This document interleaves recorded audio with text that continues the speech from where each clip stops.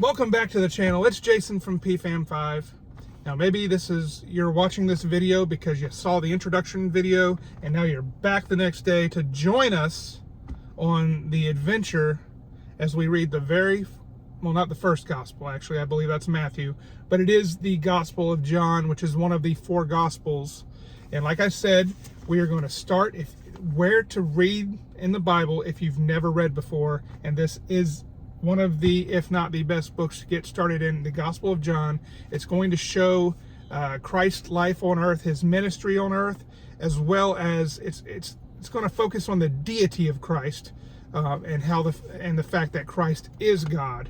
There are other Gospels as well, like I said, Matthew, Mark, Luke, and they all show Christ, virtually the same story or the same accounts, but they're going to come at it from a different perspective.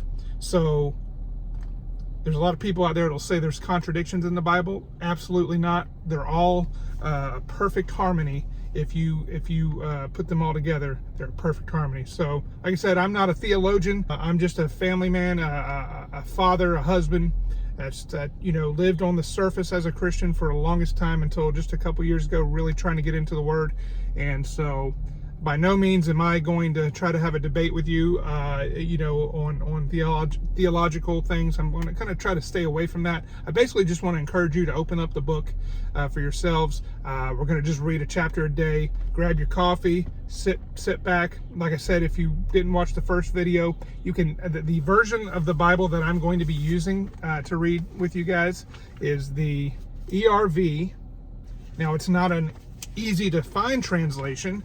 It's there's not a whole lot of physical copies. I mean, you can find them on Amazon and you can find them on the christianbook.com, but there's just not as many options when you're looking to purchase one for yourself. But you can download the YouVersion Bible app, and on the area where you can look at your Bible, there's a drop-down translation box where you can select your translation. It is in there. That's actually where I first found it, and I just like to sample different translations, and I just fell in love with the translation. So it's an easy-to-read version, which breaks it down super simple. It's actually at a third grade reading level, which, don't be insulted by that. Sometimes we read some hard verses in the Bible, and it's nice to see it broken down in such a simplistic manner, so without losing the accuracy of the translation. So sorry, it's a lot of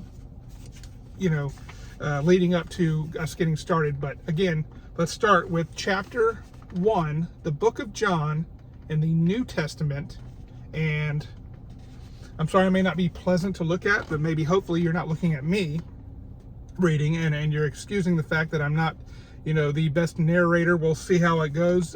Maybe I'll get better over time. I'm just trying to encourage you to get in the book. And let's start with chapter 1.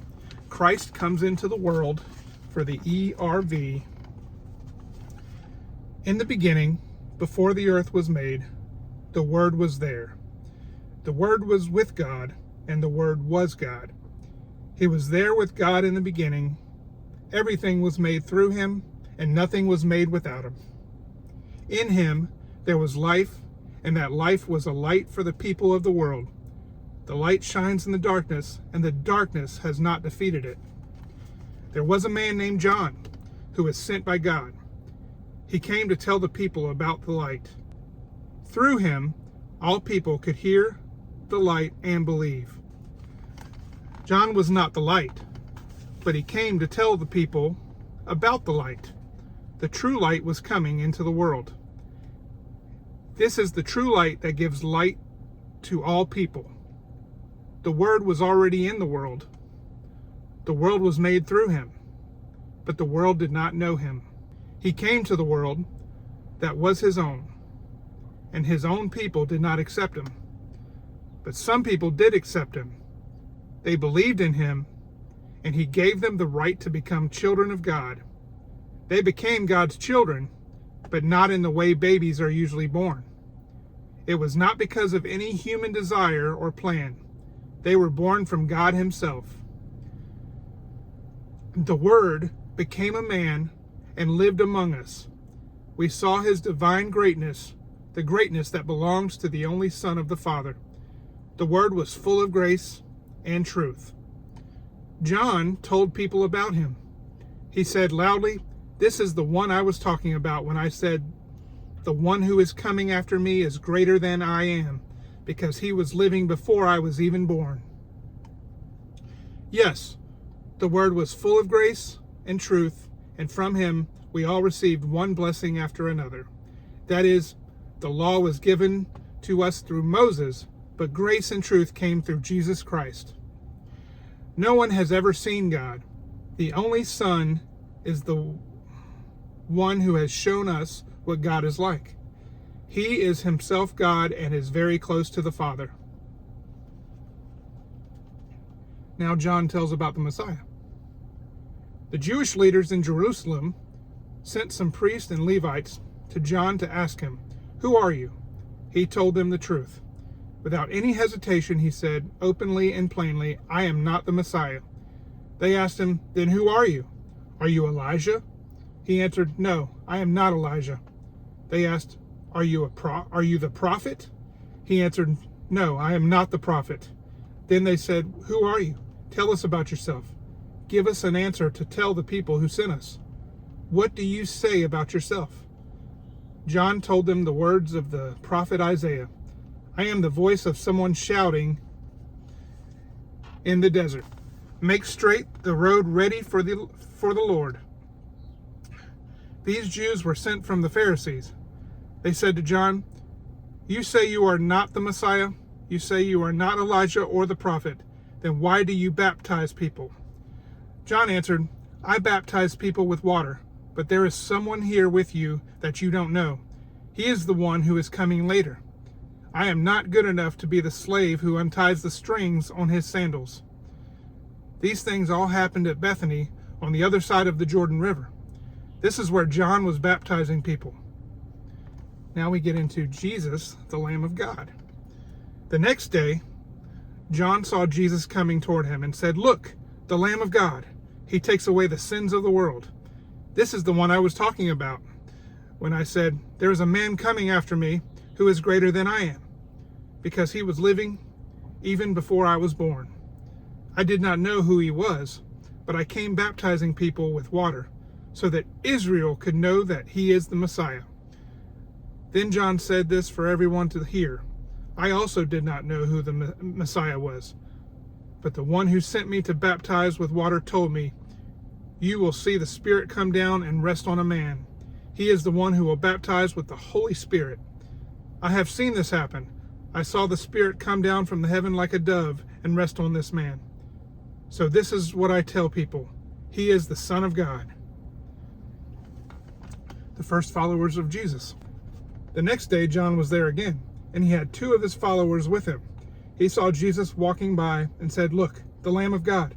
The two followers heard him say this, so they followed Jesus. Jesus turned and saw the two men following him.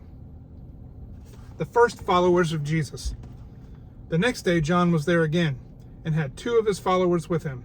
He saw Jesus walking by and said, "Look, the Lamb of God." The two followers heard him say this, so they followed Jesus. Jesus turned and saw the two men following him. He asked, "What do you want?" They said, "Rabbi, where are you staying?" Rabbi means teacher. He answered, "Come with me, and you will see." So the two men went with him. They saw the place where he was staying, and they stayed there with him that day.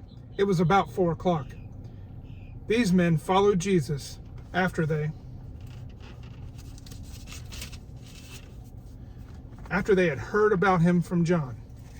One of them was Andrew, the brother of Simon, Peter. The first thing Andrew did was to go and find his brother Simon. Andrew said to him, "We have found the Messiah." Messiah means Christ.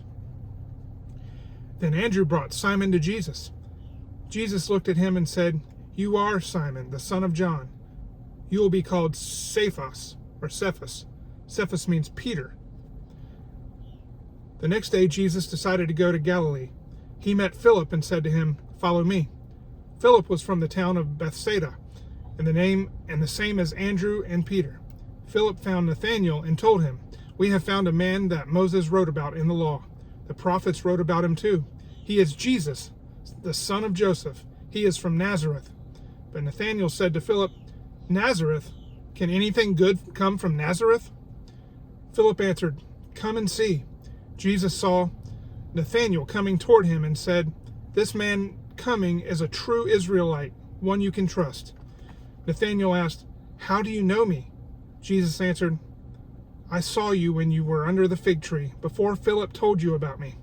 Then Nathanael said, Teacher, you are the Son of God. You are the King of Israel. Jesus said to them, Do you believe this just because I said I saw you under the fig tree? You will see much greater things than that. Then he said, Believe me when I say you will all see heaven open. You will see angels of God coming up and coming down on the Son of Man. That is John, the book of John, chapter 1. We hope that you'll continue, take this time to pray about what you've read. And I want you to be encouraged. Join me again for chapter 2. We'll see how this goes. If you like this and we just want to keep going with it, leave a comment if this is encouraging. If you don't know, if there's somebody else you know that has never read the Bible before, share this video and let it be an encouragement to them. And let's all start and let's read the Bible together, starting with the book of John. We'll see you tomorrow for the next book, or excuse me, the next chapter, chapter 2.